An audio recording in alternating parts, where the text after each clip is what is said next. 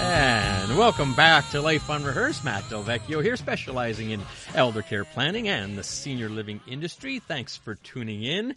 First off, I want to send out some kudos to my wife, Stephanie Cadu. You might have just heard her ad.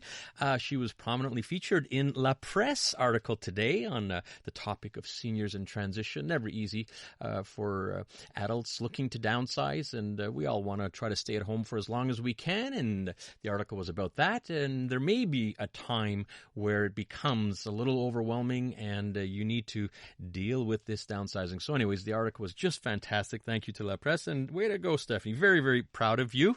I've been looking forward to this segment for a long, long time.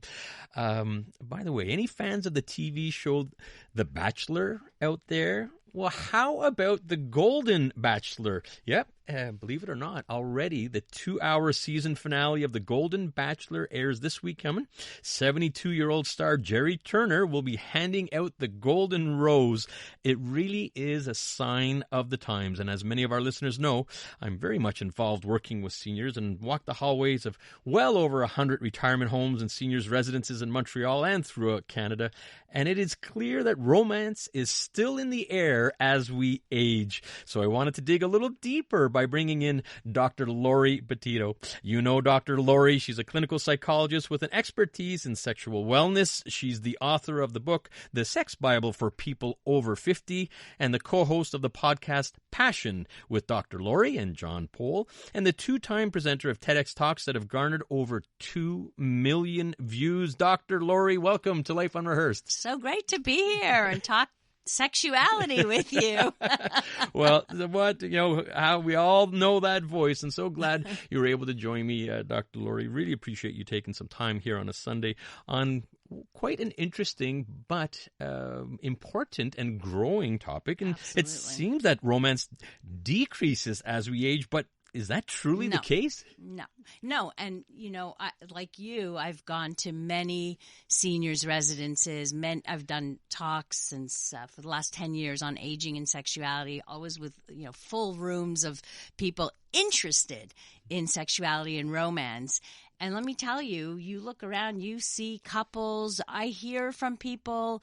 I remember the oldest guy to buy my book at one of these homes was 94.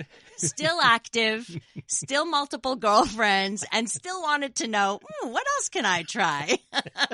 So romance, romance and love and the need to feel desired and adored, and that has no expiration date whatsoever. That does not go away.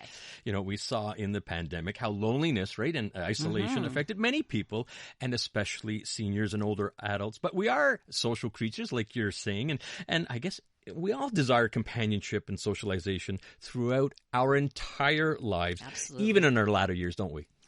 Absolutely. Like that need, that social need to connect, that it's not just about the romance, but just to connect, to feel those connections with people, that will never go away. We all want that. And we mustn't forget our elderly, and they need to connect too, and to have somebody to talk to and listen to their wonderful stories, and they have so much to share. And it brings me back when I was just a teenager. One of the first things I did was volunteer with the elderly, and I learned so much. And to me, I think that's where I really learned, like, that connection never, you just don't stop wanting it. I'm talking with Dr. Laurie here, but older adults, romance, relationships, and obviously so important, and especially as we age. Look, we may lose a spouse, and you're a widow or widower, and doesn't take away the fact that, you still strive for that companionship and relationship. Now, we're going to take a little twist here. And am I going to make you blush now? Well, usually it's late at night, Dr. Laurie. We are Sunday afternoon, so we may have to tone it down a little bit. However, I read a stat that people over 65 is one of the fastest demographics experiencing sexually transmitted infections, STIs. Is that actually true? 100%. Yeah. In fact, it's probably growing at the same rate as the 25 plus age. So why is this happening? Because elderly people are having sex too. Like, it doesn't just happen like that. You don't get it from a toilet seat. You get it from multiple partners. Yes. And when you look at the rates, like in a 10-year span, the rates of chlamydia, syphilis, etc., has pretty much doubled in the 50 to 90-year-old age category. So you got to think, okay, why does that happen? It happens because they're not practicing safe sex. So when I go to the residences and I speak about sexuality, I do a demo of like how to use condoms, for example, because when was the last time they used, a condom or a barrier method, right? In their time, it was like, oh, that's to prevent pregnancy. At 85 years old, you're not preventing pregnancy anymore. You're not worried about your partner getting pregnant. But you're not thinking about all the other potential risks that are involved. And also, when you're in a situation like a residence or a senior's, like a retirement environment, it's like a college campus all over again.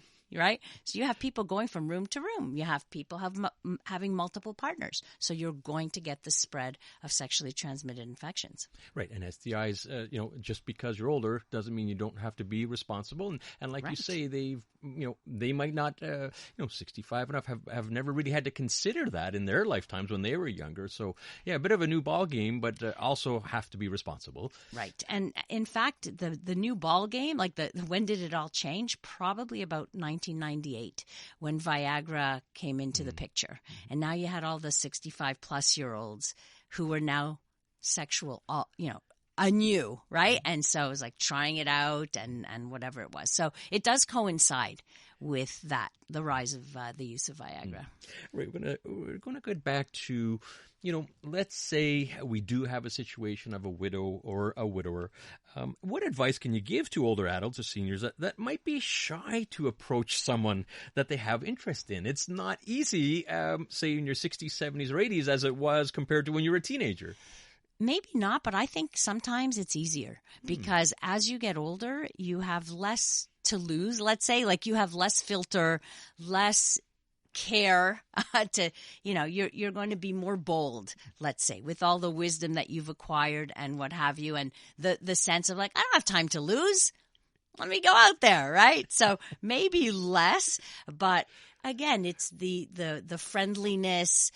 It's not just about the sexuality or the romance. It's about the companionship and the friendship.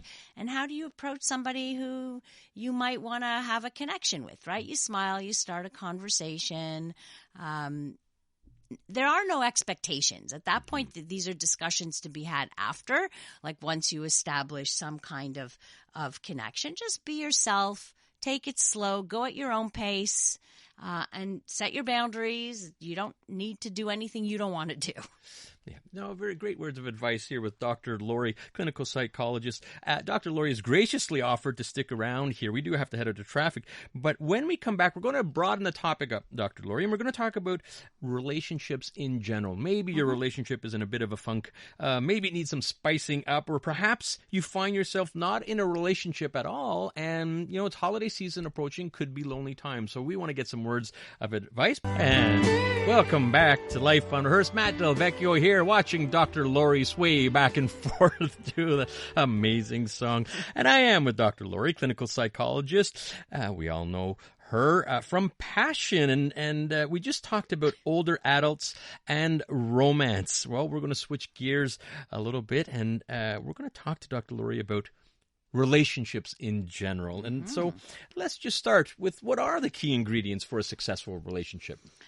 That's a big question, which we could spend the next 3 hours on, I suppose. But if we are to break it down very narrowly to the, actual ingredients without the amounts, let's just say, we talk about communication, right? Where you feel free to talk to your partner about your feelings, where you can be vulnerable, where you feel safe, where you can have honest conversation. So that matters. Trust, of course, is a cornerstone of any healthy relationship. So, and I don't mean trust in terms of like major betrayals, but even little things like keeping your promises and saying if you say you're gonna be a certain place, be there. If those kinds of things, all those little things are the things that build trust in a relationship. Mutual respect and admiration for each other also matters. I think that's really crucial when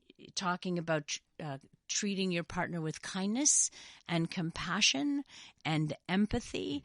I think sometimes we forget that we need to be kind. We take our partner for granted and we blurt out certain things, or we don't watch our words or our tone and things like that. So I think it's important to keep that kindness in your mind. Shared values is really important. So going in the same direction, talking about what we each want for our future, for our retirement, for how we see our life together, and so that those things are shared, to have those common goals and interests. Spending quality time together. This is a biggie for developing romance too, because if you want to have intimacy in your life, before intimacy, you need time together. And in this crazy world of you're crazy doing this, I'm doing this, and like two ships in the night, it's very hard to develop intimacy and closeness when you're not actually spending time together. I think that's such a good point, which segues into, what happens when, you're in a relationship, you're in a bit of a funk, there's that lack of intimacy, and you're sort of just going through the motions and arguing a little more often, and little things actually become big things and they shouldn't. So anything specific that can be done to get that spark again? So first you have to be realistic about what you mean by that spark. Because sometimes I get couples who say, I want it to be like it was in the beginning. It's never going to be brand new like it was in the beginning. It can only be new once. So you can get spark. It's more about having like hot embers in a fireplace instead of a raging fire. And then you just have to put in some work in order to get the flames going again, right? Like in a fireplace. So focusing on things you can do together, and actually prioritizing your relationship, prioritizing time together, quality time, date nights. These are things that you have to do. This is the work. When we say marriage takes work, that's the work, is focus on your couplehood, prioritize your couplehood, put some energy into it. Don't just take it for granted and be couch potatoes, making no efforts to do anything special. Be adventurous together, try new things together.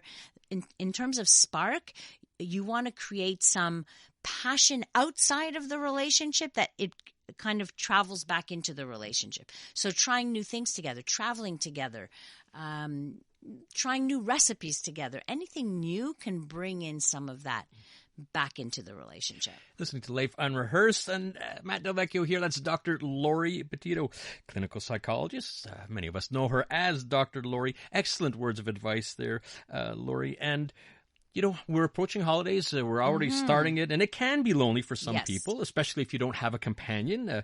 Well, you might be a widow or a widower, and maybe someone recently divorced, or perhaps just a young adult that's single.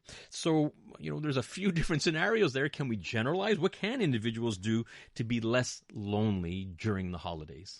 Well, connection. So connecting to people, connecting to organizations, volunteering. If you are alone, go and volunteer at a homeless shelter or something in the community that will make you feel like you belong to a community, to a group. Reach out to friends. Don't be afraid to reach out to friends and say, hey, I'm alone on the holidays. Can I join your family? Your friends will be more than happy to. They may not have thought about it, maybe, because they're busy preparing and such. But, most people would say, of course, with kindness and welcoming. And so do reach out. It's important that you don't stay alone unless that's what you want, right? So yeah, and yet, like you say, now there's work also, right? But you need to be proactive. Let's turn it around a little bit, because you may know, listeners right now can probably right now think of a few people that are maybe a little bit more lonelier than they are. What can we do to help those that might be a little lonely, a little more isolated? Well, when you have a holiday party, think of your friends, think of the people around you who have nowhere to go. And invite them. Always think about that. That is the kindest, most compassionate thing to do, is include someone and bring them into the fold and the warmth of your family. There's nothing warmer than that, nothing kinder than that. Very good. Very quickly, you're still going strong with your podcast Passion. Yes. You're co-hosting with John Paul. And how's that going? It's going great. We are doing great, actually. And it's very similar to the show I had here for 22 years. So very similar conversations. And people can find it all over on any platform where they listen to podcasts, including iHeartRadio. Fantastic. And wishing you really continued success. Thank you so much. You can get into a lot more details. We tried to keep it a little tame Yes, today. I know. But I know. But really great words of advice. And I want to thank you, Dr. Laurie, for joining us here on Life Unrehearsed. Always a pleasure, Matt. And always a pleasure to have you on the show. That's Dr. Laurie Betito. She's a clinical psychologist with an expertise in sexual wellness. She's the author of the book, The Sex Bible for People Over 50, and the co-host of the podcast Passion with Dr. Laurie and John Paul. Next week on Life Unrehearsed, Caring for the Caregiver, I'm going to be with Claire Webster, who will be on the show, and a horse refuge for retired Kalesh and SPVM horses, a horse tale. I have an amazing story to tell, and you won't want to miss my interview with an Israeli social worker and what she has seen firsthand in her efforts to support families affected by the war. Thank you very much for tuning in to Life Unrehearsed. As a reminder, for all your inquiries or assistance with life transitions, elder care planning, and the senior living industry, it'd be my pleasure to help. You could find out more if you look up Lianas Senior Transition Support. That's Lianas, Lianas, Senior Transition Support. Many thanks to our technical producer, Dario. Great job. Don't forget, this Tuesday is Giving Tuesday. Please give to some charity of your choice. You could listen to Life Unrehearsed here on CJD 800 every Sunday at 4 p.m.